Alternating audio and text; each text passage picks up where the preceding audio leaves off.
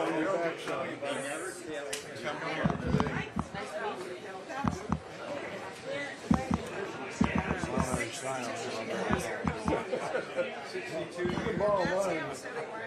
Where is he? You've been putting up with him for 62 years? Yeah.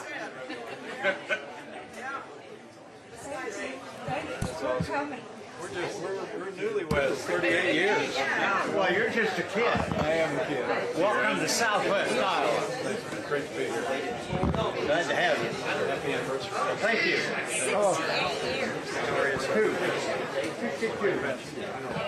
62. 62, yeah, we're 38. Glad you're here.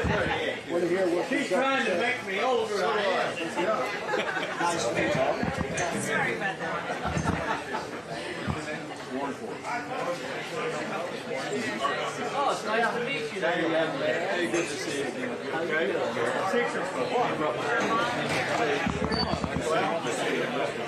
Yeah, yes. I got a while I don't. She's on a record mic here. I had you know, and I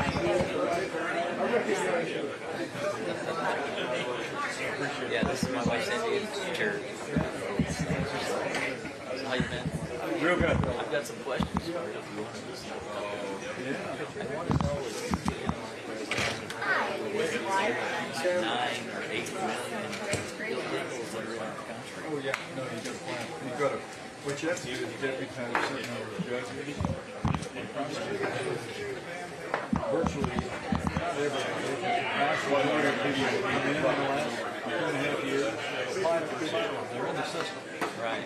But we've got a gigantic backup. So we have to deputize courts, deputize prosecutors, process. You know, if it's a legitimate claim, they can say. But if it's not, then you Right. you have to investigate. Now, are you going to show that to your wife? You can't, because they're in the system. So if they in jail or prison or something, Hey, good job. You're going to hang that in the living room? You generally consider it after there's a conviction. right. So let's hope there is. I have a very strong, I mean, I don't know why people think it's going to be convicted. Yeah, I don't either, but there's just that worry. But no, I just, I consider any one of those requests the way I always have. That's what I needed to know there. He's a good man. Hey, how's your son? He's doing great. He's a top gun driver. Our grandson, they took him to Hawaii last time I talked to him, but I think he's back in California right now. You said hi to Karen, didn't you? Hi.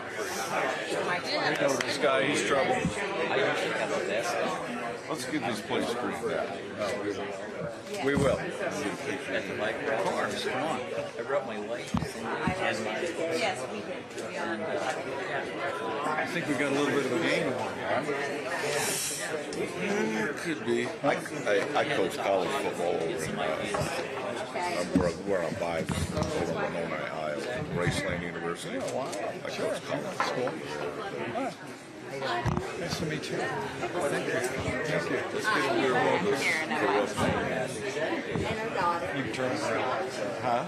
You can turn it around faster than you thought. yeah, we're on turn this time. Right. It's like all this stuff Surround yourself with people that do the same. Yeah. Thank you. How are you guys? Mike Pence. Taking a minute. Hey, how are you? Oh, it's perfect.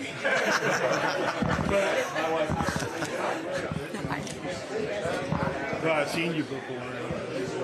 But it's great to see you. Thank you. Thank you. Great to be here.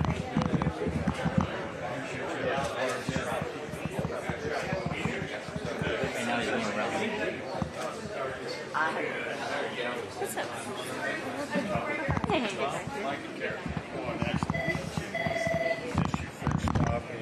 It is. Yeah. You should have some of their coffee then. I need some of that coffee. What I need. Yeah. Pretty bad. Angie, I'd love a cup. We'll get it for you. I'm good for it. I promise. You want a cup? No, I'm good. Okay. I've already had coffee today. Peyton, good to know you. That's the books that you can sign. I found out you wrote a book as well, so I purchased that That's yesterday. my wife's book. They did. I'm rather impressed with that. Only one pen with me, so Where's our young man? Let's go. it's not another pen. Hey, David? Yes, sir. You got a little Sharpie on? Sharpie. We have a soul Sharpie. Oh, those are better for that. Yeah. Yeah. What? I thought that was a good thing. Appreciate that. Yeah. Do you want me to write it to somebody? You can write it to Peyton. P-A-Y-T. A-Y, okay. P-A-Y-T-O-N. Yep. Now, if I sign it, you got to read it. Oh, I absolutely will. I was reading it last night. And I'd like to know which one you like better. Okay. Do I tweet that at you? I can tell you already. Okay. Can I get a picture with you guys as well? Yeah. Rachel, you got it? Theron. Theron. And do you have a... E-R-O-N. Rachel, my friend. Yep. She's got my phone already. I'm trying to be efficient with you guys this time. So. Nice to meet you guys. Thank you for being here. Thank you for coming out. We got a flat tire on the way here, so we're Yeah, we're going to get a picture. They are so determined after this morning. They got a flat tire on the way here, and they're still here. Don't take it that way, Rachel. You know, flip the phone the other way. You can take both. You can take both. They're one both. Okay. Thank you for taking this photo. Appreciate you coming out. Theron will get a picture. Rachel, do you want a picture? I can. Did she change the subject? No, he did.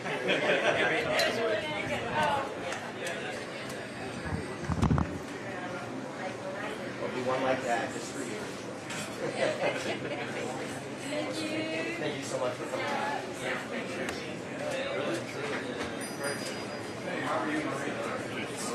Very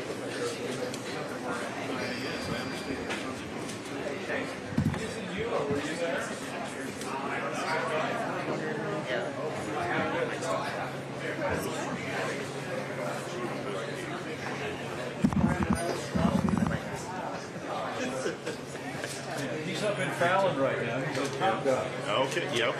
My son-in-law, my brother-in-law was up there going to union. And my brother graduated from Intel School, which is we have a whole, my son and I are going to retire on Monday. Wow. Campus in North Carolina. Will you give Gunny this for me? Yes, sir. I will. Will you please? Yes. I'll send it to him for Christmas. I already did that. We did Christmas. Can I get a picture right there? Yeah, come on. Oh, You want to hold that? Yes. Travel Then you can send it to Leland. I guess I can.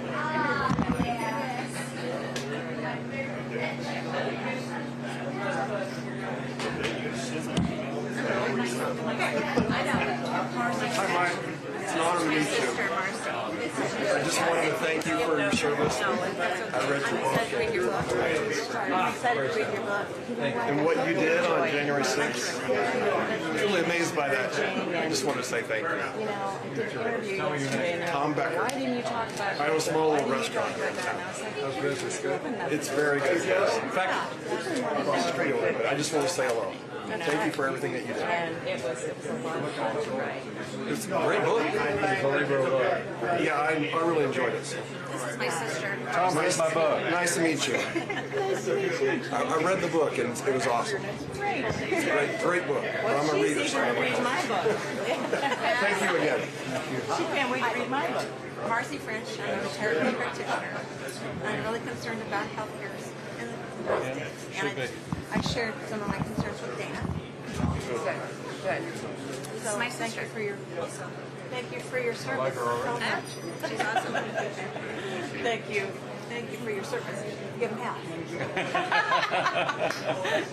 I'm just going to tell the truth. That's right. What did Truman say? I just tell the truth and you think it's so. That's not a good thing. Ooh, here we go. Ooh, you may not It's get good that coffee. cut back. You It may is. not get that cut back. Pretty cool cut. Did we get a good picture of us? We're going to. We'll get you. I want to get you with the pen direct bug. You may not get it back. That's fine. That's fine. Would you like a cup of coffee? No, I'm good. Yes. Here, hand that camera to somebody. Lexi, make a picture. We hold on. You can only hold the cup. And Mark needs to come up and get a picture as well. 1, 2, 3. And I'll grab one. They hate pictures. Did you get one?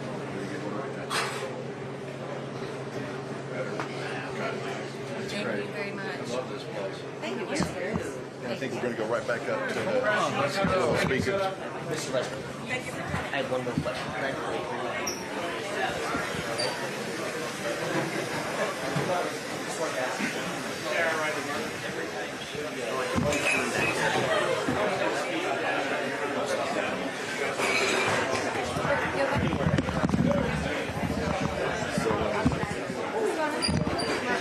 Stand there and speak. So anywhere in front of the microwave, the coffee machine, anywhere in here.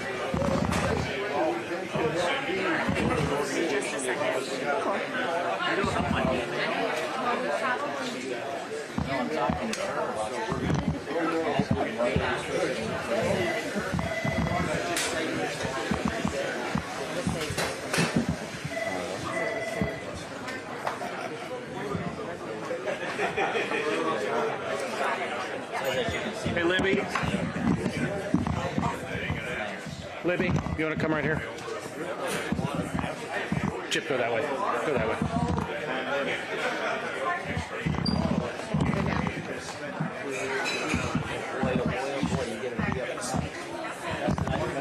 Thanks, guys.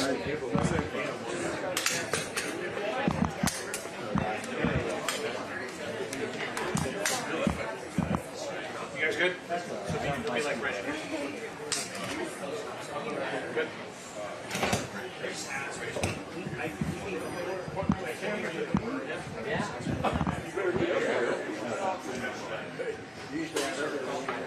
Yeah, James, you want to be in the back.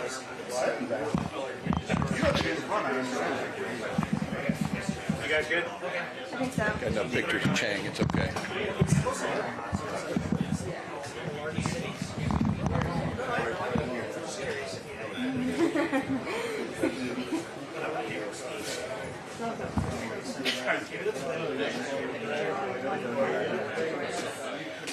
Well, hi, everybody. Great to be in Sidney. I'm Mike Pence. This is Karen Pence. We're from Indiana, and I'm running for President of the United States of America.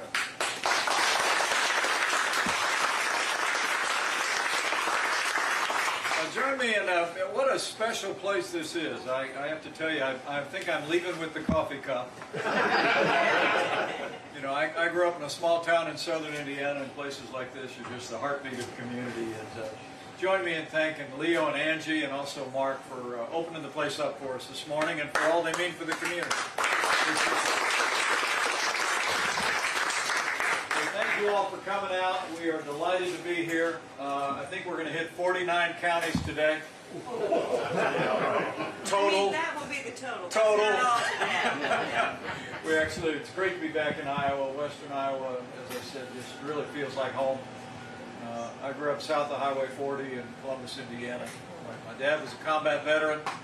My mom was a precocious first-generation Irish American, grew up on the south side of Chicago. She's now 91 years young. And every time I'm on TV, she calls me or texts me and tells me whether I did a good job or not.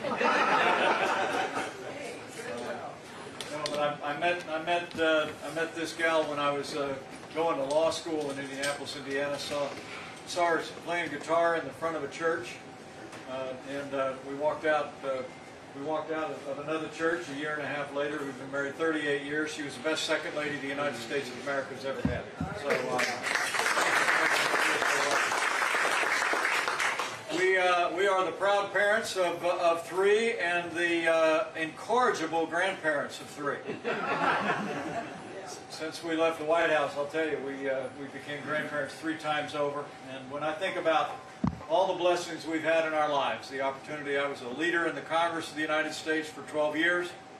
I was governor of the state of Indiana for 4, and the privilege of serving as your vice president. But I mean, what are the odds, with all those blessings in our life, that we would also be the grandparents to the 3 most beautiful granddaughters ever born in the history of the world? So we've been incredibly blessed.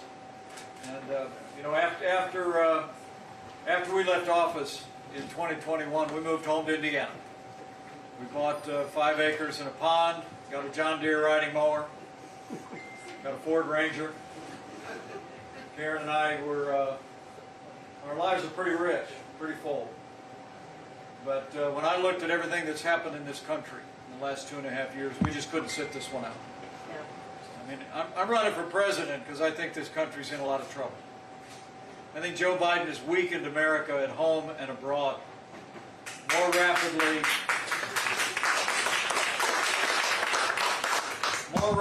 than any administration in my lifetime, and frankly, a few administrations in American history. I mean, the crisis at our border is 100% man-made. That man's name is Joe Biden. I mean, literally, the first day of his administration, he threw open the southern border of the United States, shut down construction of a border wall, began to dismantle all the policies. I played a role in negotiating the Remain in Mexico policy that we had ended illegal immigration and asylum abuse for all intents and purposes during our administration. And now more than 6 million people have come into our country illegally, and not to mention the avalanche of fentanyl that's literally claimed lives, frankly, in every county in this state and every county in this country. And beyond that, their runaway spending launched the worst inflation in 40 years. Their war on energy has driven gasoline prices up through the roof. But maybe worst of all has been that disastrous withdrawal from Afghanistan. You know, I mentioned our grandkids, but we're awful proud of our kids. Our son's a captain in the United States Marine Corps. And in fact, one of my unworthy son-in-laws is a lieutenant in the United States Navy. Both of them are fighter pilots. And one's graduated from Top Gun, and the other one's at Top Gun right now. We're awful proud of them. But I have to tell you, that disastrous withdrawal from Afghanistan never would have happened if we'd have gotten 4 more years, I promise you. And I must tell you, when I saw the Taliban start to move, and Joe Biden began to implement that reckless and disastrous withdrawal, I knew the worst was coming. Now, we had made it clear to the Taliban that we had negotiated a deal. 18 months they honored that deal. They never touched an American soldier for 18 months. We told them you have to honor the Afghan government and you can't harbor terrorists. But when they broke that deal and Joe Biden did nothing, I knew we were going to inherit the whirlwind. And not only did it weaken America's reputation in the world, but most of all, it claimed the lives of 13 service members at that airport in Kabul. One of those was from Indiana. I never missed a chance to tell his story. Humberto Sanchez, Lance Corporal Humberto Sanchez, is a Marine. Karen and I went up to the funeral in Logansport, Indiana when he came home. We went up not as a former vice president, second lady, we went up as Marine Corps parents. We were going to sit on the back row and just pray for the family. But his mom took the opportunity to welcome us, and we spent some time. And she told me about her boy. Humberto's known as Bert to his friends. He didn't do so great at Logansport High School. Let me put it to you this way. He wasn't allowed to walk across the stage at graduation. He had to finish up in the summer. It was about a year after he got out of school. He went up to his mom one day and he said, "Mom, I want to make you proud. I'm going to go be a Marine." And by all accounts, Umberto became a Marine's Marine. He was a leader in his unit, loved by everybody. And the day came at that Kabul airport where the word came in over the radio that somebody had gotten inside the wire that looked like they were going to do harm. So the order came down that all the service members that were manning the gates were supposed to pull back. And Umberto refused. He radioed back that he had to stay at his post because just about everybody in the line at his gate was women and children. He stayed at that gate waving through as many as he possibly could, and by all accounts he took the brunt of the blast. His mom said his last act on earth was a work of heart, and it was. But his act and his courage and his sacrifice is emblematic of 20 years of Americans who served and defended our country in Afghanistan. Let me tell you, nothing of that disastrous withdrawal under Joe Biden will ever diminish the gratitude and honor that is owed to all the men and women who served in Afghanistan over the last 20 years. We will always honor their memory and their service. All that being said, the failed leadership of this administration has literally emboldened the enemies of freedom around the world, wrecked the American economy, and been a steady assault on our values and liberties. As Karen and I reflected and prayed on what our role might be, and whether we might spend a lot more time in Iowa, we thought of that verse that reads, "To whom much is given, much will be required." And when we looked at the opportunities we had to serve as a leader in the Congress of the United States, to serve as governor of a state that starts in I and ends in A, knows how to balance budgets, cut taxes, and served as your vice president during 4 consequential years, we just felt a duty to step forward. Now, I'll leave it to all of you in Iowa to figure out how to shape our nation's leadership. You all know how to do that better than most. You've played an outsized role in shaping our party's leadership and our nation's leadership for generations, and I know you'll do that again. But for me and for my house, we believe it was important to meet this moment with experience. I stand before you today and I say with humility that I am the best qualified, the most consistent, conservative, the most tested leader in this race. And if you'll give me the opportunity to be our standard bearer, I won't just lead you to victory. In the fall of 24, we will bring America all the way back, starting in January of 2025.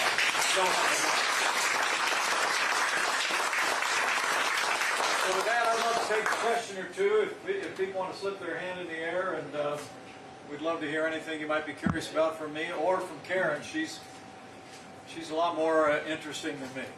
In fact, just had a book come out this week. You might have seen her on television a little bit. She's written a lovely little book that some friends actually brought a copy of. Anybody? Questions? Yes, sir. Hi. Hi, how are you? So clearly there's, big issues going on with the border. You're seeing every single day now videos of people obviously in the United States. They're not being they're obviously not going through the correct means necessity in this country. What would be your plan? Clearly, by the numbers we saw, your administration do a lot better job than clearly now. Would you do anything even further than what was done in the 4 years as vice president? What can you explain that you would do that would be even more so than what you and Donald Trump did? Well, I think first off, you got to finish the wall. Out here in the heartland, we know good fences make good neighbors. And I got to tell you, it's pretty ironic to me that the last 2 days we just heard the Biden administration has announced they're going to start building some wall. Even a blind squirrel finds an acorn every now and again. But don't be deceived. Don't be deceived. 26 miles of wall isn't going to get it. What I'm going to do if I'm president of the United States, we're going to finish the wall. Thanks. Okay. Cheers. Secondly, we'll put back into place the Remain in Mexico policy. I negotiated that with the Mexicans. We'll use economic power and the threat of tariffs to get them to come to the table and get serious. Number three, we got the Mexicans to deploy their National Guard to their southern border and our southern border. And we partnered with them.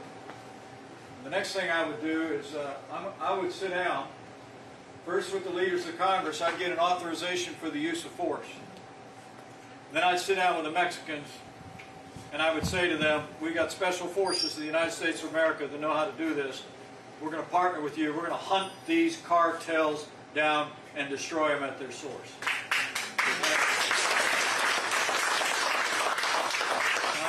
I think you can get the Mexicans to work with you on that. I know how to get their attention.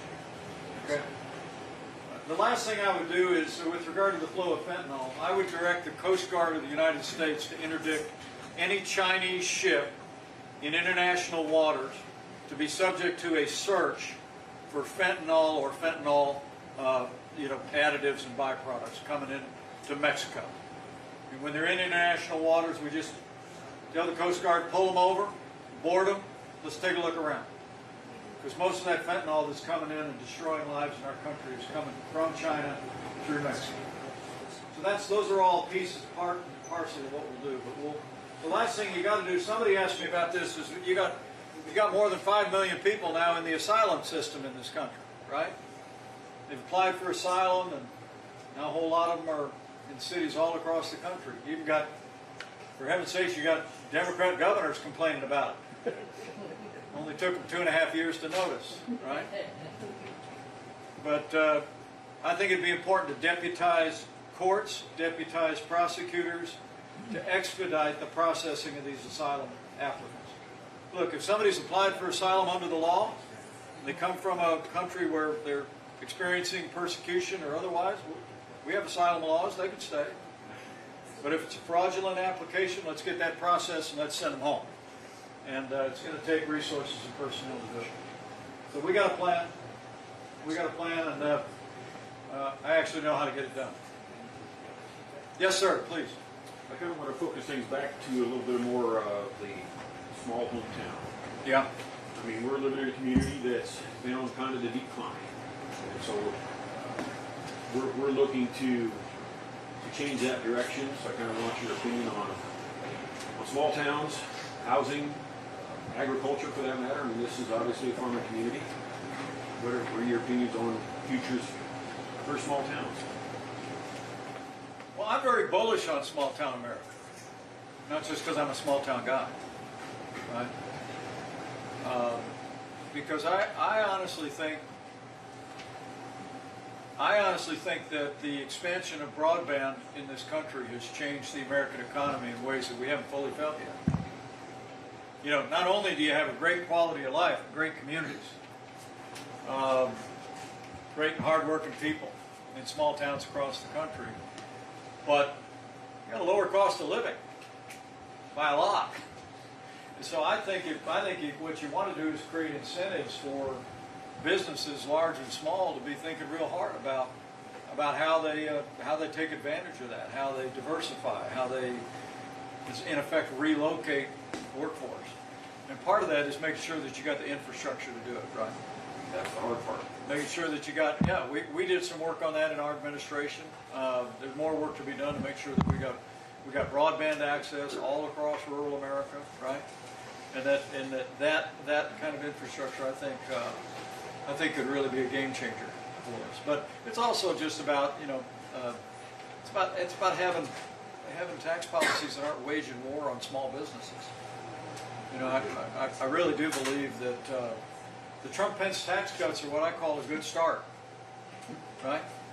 It's the largest tax cut in tax reform in American history, but I think we got a ways to go to make America even more competitive. We lowered the corporate tax rate to 21%. That got us kind of in the middle of business taxes in the Western world. We wanted to do 15. I'd like to see us get to 15%. I'd also like to lower taxes on small business owners, family farms. You make it possible to reinvest, and that creates jobs and opportunities.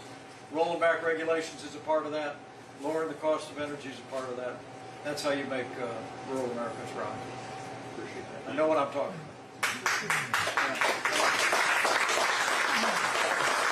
Yeah, come on, man. So, How about a round of applause for our firefighters? I see that. you talk about, our drug crisis, especially fentanyl. Yeah. It's dangerous for us as first responders. One of my questions, and one of the things I deal with, I'm a county supervisor here in Fremont County, Oh, very good. chairman of the board. And one of the things I'm on Wabansi Mental Health Board, which is our local mental health area. Post-COVID, our mental health crisis has shot up. It's a big problem. Sure. That goes hand in hand with our drug crisis. It also goes hand in hand with our prisons, our overloaded judicial system.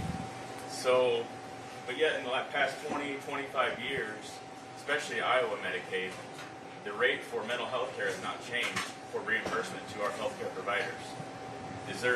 What do you see we need to do with that? Well, first, thanks for your leadership as supervisor here in the community. You wear more than one hat, so thank you for that. I'm grateful to you. Look, I think mental health is the new pandemic in this country. I mean, the truth is, a lot of the drug abuse, drug overdose crisis in this country is being driven by people dealing with mental health issues, right? Correct. Correct me if I'm wrong. You're on the front line. Yep. When I was governor of the state of Indiana, one of the hard facts I learned was that if someone had a mental health issue, pretty much the only place they had to go was the county lockup for a few days. You're exactly right. I had one sheriff after another tell me, families will call me. They got a family member who's troubled. They got somebody in the community who's troubled. And he said, I'm not a mental health facility. So when I was governor of Indiana, one of the last things that I did in my first term was break ground on the first new mental health hospital in the state of Indiana. It was built in 30 years. So I would say to you, with regard to Medicaid reimbursement, we did Medicaid reform in Indiana. We broke new ground on that. I think there's plenty of room for that. I think we got to think bigger. It was in the 1970s, and you're obviously too young to remember that. But some of us have got the right color hair. In the 1970s, this country, Iowa, Indiana, everywhere else, walked away from institutional mental health care. There's a reason why, which sounds, you might remember why. There was a book and a movie called One Flew Over the Cuckoo's Nest, which painted a very dark picture of institutional mental health care. And it wasn't inaccurate. There were excesses around the country. But the reaction in virtually every state in the union, literally within a single generation, every state in the country walked away from institutional mental health care. I think we got to go back. And I think it's related not just to giving people the opportunity to have somewhere to send a loved one where they can go and get treatment over a longer period of time, but I also look at this scourge of violence in our country, and particularly this scourge of mass shootings in this country. I've said I think part of the solution is having a place. I mean, I have to tell you that Parkland shooting that happened in Florida during our administration, met with families that had lost loved ones, talked to law enforcement. What infuriated me was to hear how many times that Parkland shooter's mother went to school officials, went to law enforcement, and said, please do something about him. And nobody had anywhere to go. Right? Right. They had nowhere to go. They had nothing to do. And I honestly believe returning our country to institutional mental health care is an idea whose time has come. And as president, I'm going to lead that national debate. I promise you. Great question. Well, one or two more, and then Karen and I are available for any selfies, whatever you need. Yes, sir, please. What about the Russian situation? The leadership and all of that. Yeah. Well, I've met Vladimir Putin. You better take him seriously. 20 years, Putin has made no secret of the fact that he thinks the greatest catastrophe of the 20th century was the collapse of the Soviet Union. He's made it his ambition to reassert the old Soviet sphere of influence. One of the reasons why I've been a consistent supporter the last year and a half of U.S. military aid to the Ukrainian military. Now, I will tell you again, I mentioned Afghanistan. I think if we'd have been in office, there's no way Putin would have crossed that border. Why? Because we sent cruise missiles into Syria when they used chemical weapons. We unleashed our military to take down the ISIS caliphate. We took down 100 Russian soldiers in Syria when they moved on our troops. Wagner Group done it. They knew we were willing to use force to defend our interests in the world.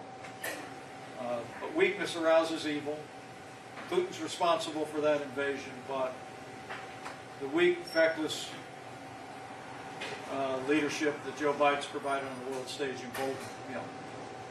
That being said, I know there are voices within our party that think we got to choose between solving problems here at home and supporting the Ukrainian military. Look, anybody that tells you that we can't secure the border, revive the economy, bring this country back, and still be leader of the free world's got a pretty small view of the greatest nation on earth. We can do both. We can do both.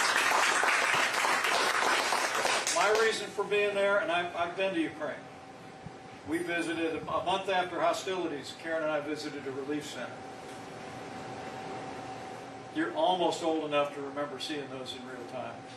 I never thought I'd see thousands of women and children in one place, surging forward in a crowd, fleeing from violence the way we saw. I mean, the brutality of the Russian military, there's a moral case to be there, to support them in that fight. But I support military aid to the Ukrainian military because I have no doubt that if Vladimir Putin overruns Ukraine, he's going to cross a border where our men and women are going to have to go and fight. And so I hold to what used to be called the Reagan Doctrine, which is if you're willing to fight our enemies on your soil with your soldiers, we'll give you the means to fight them there so we don't have to fight them. And I also think, last thought, I also think the most effective way to check China's ambitions in the Asia Pacific is for America to be the leader of the free world and to give the Ukrainian military what they need to drive the Russians out. Because I guarantee you, President Xi, who I've also met, he's watching that very closely. And if the United States and the West falter, if Russia gets what they grabbed through their heartless, brutal invasion, I think it's only a matter of time before we wake up one morning and the Taiwan Straits are filled with ships, and we got decisions to make. You know, I really do believe peace through strength begins with deterrence, right? And I think we can deter the enemies of freedom around the world just by standing strong. And I will. Yes, sir. Coach. When are we going to stop taking care of the illegals, the drug addicts, the criminals and stuff like that, who really don't deserve any of our money, and start taking care of our own, like veterans and stuff like that? Okay? These people come in and they just, and we pay for it. I know, you're right. Well, that's why you got it. I thought the first question is a great one. You just got to secure the border. And then the other thing is, you got to expedite these asylum applications to get people out of the country. Get them out. Okay? I mean, and then you got to enforce the law. And then, look, as I like to say, a nation without borders is not a nation. But with regard to veterans, I will tell you what. And put your hand in the air if you wore the uniform of the United States, would you please? Let's give them a round of applause. Thanks for your service. My father was a Marine and he was killed in Vietnam in 1966. Tell me his name. Arthur Brummel. God bless him. Okay. Thank you. I was like 8 when it happened. But yeah, I mean, what are we doing for our guys? Our Gold Star families are royalty, so you give your whole family our love. Okay? Now, I think we got a good start. We got a good run on meeting the obligations we owe our veterans. With that Veterans Choice Act, in our first year in office, before we left office, before that pandemic hit, we had gone from people literally waiting to get treatment at VA hospitals and expiring while they waited, to empowering veterans to say, if you can't get your treatment in real time, we'll let you go across the street. That's what Veterans Choice is all about. And we did that. Need to expand on it. But I'll tell you what, you don't want to know what my burden is. And I've been involved in charitable events about this. My wife was involved. I'll tell you what, my wife brought art therapy to the VA, did an extraordinary job as our recent combat veterans are coming home and they're dealing with very, very serious PTSD issues. You could give her a round of applause. She really impacted lives for our veterans. We lose 21 veterans every day to suicide in this country. How many? 21. And that's a national disgrace. If I'm President of the United States, we're going to drive that number to 0.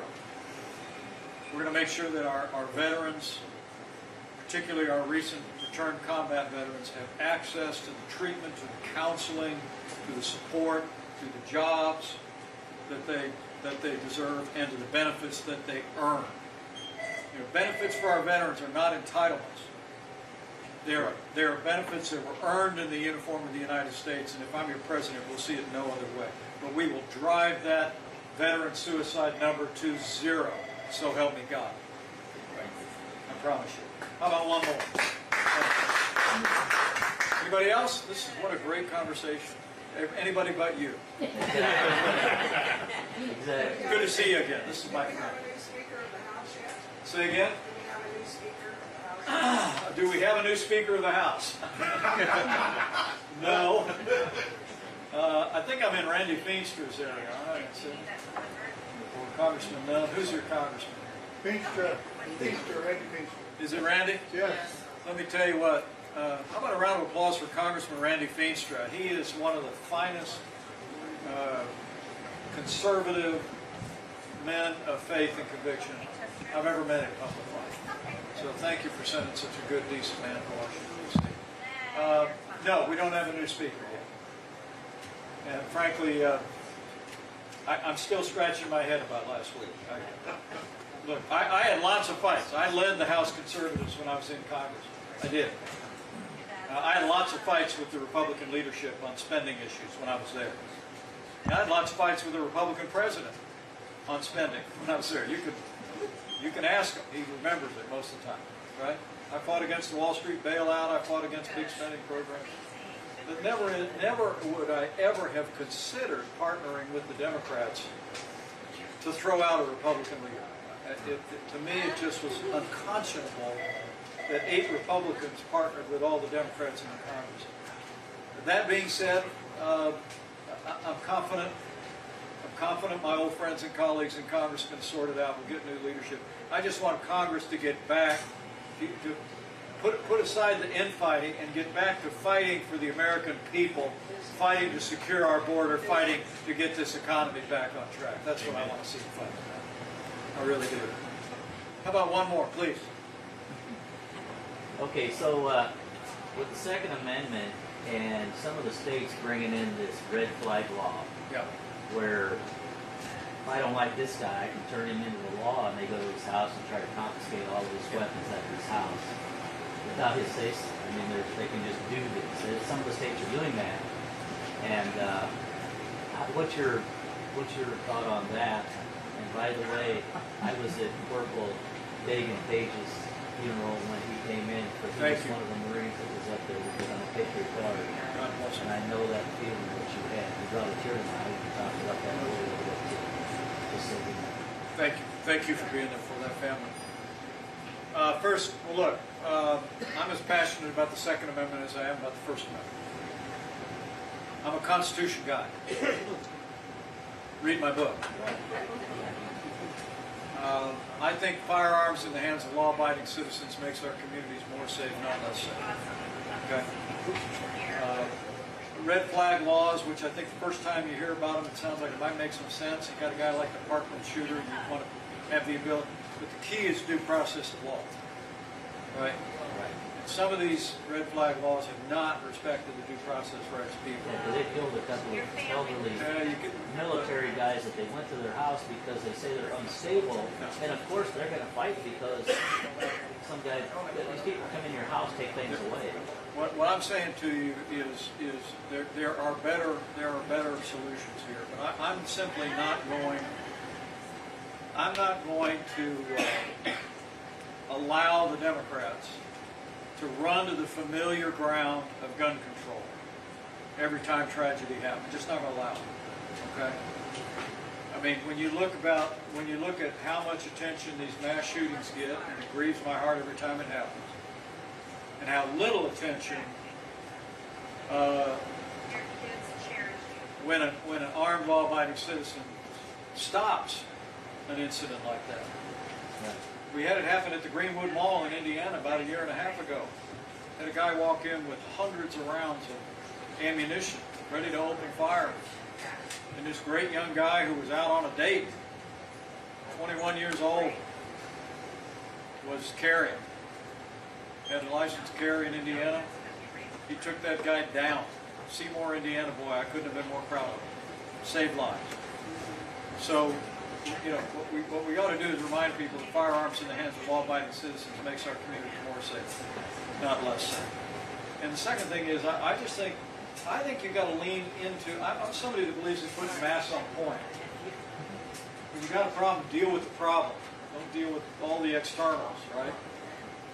The problem on these mass shootings, I think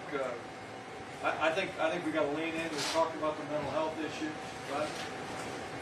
But I think, first and foremost, if I'm President of the United States, and this woman was a school teacher for 30 years in elementary school, we're going to end the discussion about whether or not local schools can afford to have an armed security officer, because I will give federal funding to 100% of the public and private schools in America to hire an armed resource officer on day one. If they would take that 87,000 supposed let's IRS start people there. that are armed, Let's start there. if they would take those people, that puts 3 armed guards in every school in the United States. Yeah, I love your math. It's a lot of fun. I may steal that, and I'll never give you credit. Look, let's get armed security guards at our schools. We can have them. After Sandy Hook, I was just elected governor. First bill I signed when I was governor of Indiana was putting an armed resource officer in every school in Indiana.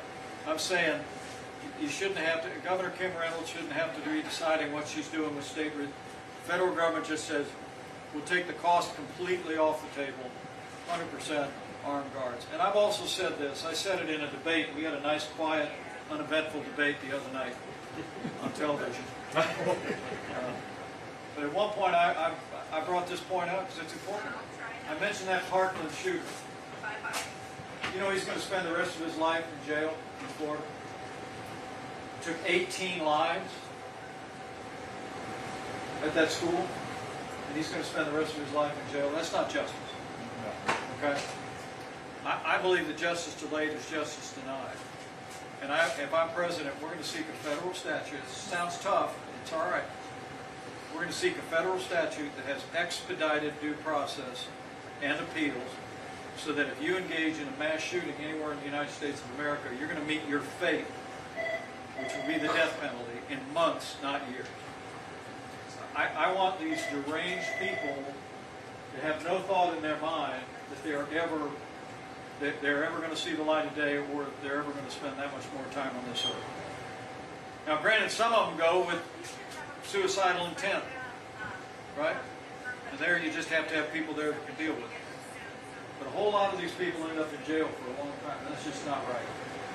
And I as your president, so it's about tougher laws. It's about recognizing justice delayed is justice denied. It's about protecting our schools and mental health. It's not about gun control in America.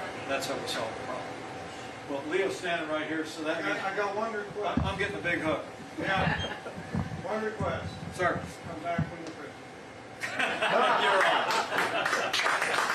Thank you. Thanks, everybody. God bless you.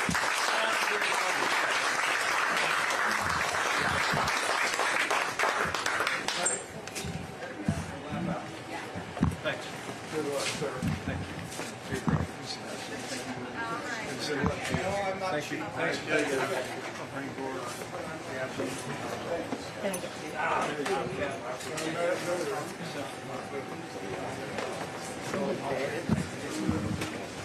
Awesome. Thank you. In a hurry? Yeah.